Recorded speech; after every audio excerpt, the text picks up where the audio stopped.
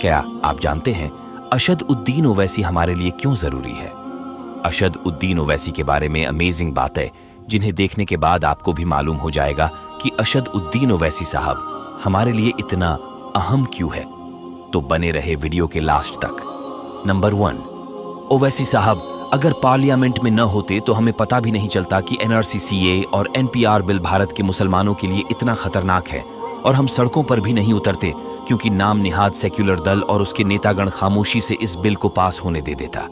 जब मोदी सरकार 3 तलाक बिल के नाम पर मुसलमानों के जज्बात से खेल रहा था तो असदुद्दीन ओवैसी साहब ही थे जो अपनी बेटी की शादी को छोड़कर 3 तलाक बिल का पुरजोर विरोध किया था। उस वक्त भी नाम निहाद सेक्युलर दल खामोशी इख्तियार किया हुआ था। नंबर 2, असदुद्दीन ओवैसी साहब जब दूसरे राज्यों में चुनाव नहीं लड़ते थे तब तथाकथित सेक्युलर दल मुसलमानों को सिर्फ एक वोट बैंक की तरह इस्तेमाल करती थी। वोट लेने के बाद मुसलमानों के मसाइल को भूल जाते थे।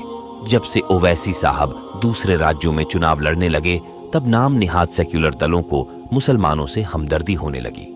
देश में मुसलमानों और दलितों की लिंचिंग और अत्याचार पर भी नाम निहाद सेक्युलर दल मौन थी। अगर किसी ने आवाज बुलंद की तो वो सिर्फ और सिर्फ बैरिस्टर असदुद्दीन ओवैसी साहब हैं। नंबर 3 तलाक बिल पर ओवैसी पार्लियामेंट में जब 3 तलाक बिल को लेकर इस्लाम पर हमला बोला जा रहा था तो अकेले बैरिस्टर असदुद्दीन ओवैसी साहब ही थे जिन्होंने अपनी बेटी की शादी की तैयारी को छोड़कर जालिम हुकूमत की आंखों में आंखें डालकर पार्लियामेंट में उसकी दिफा में लगे थे। मुझे उम्मीद है कि आपको समझ में आ चुका होगा कि अशद उद्दीन ओवैसी हम भारत के मुसलमानों के लिए इतना जरूरी क्यों है।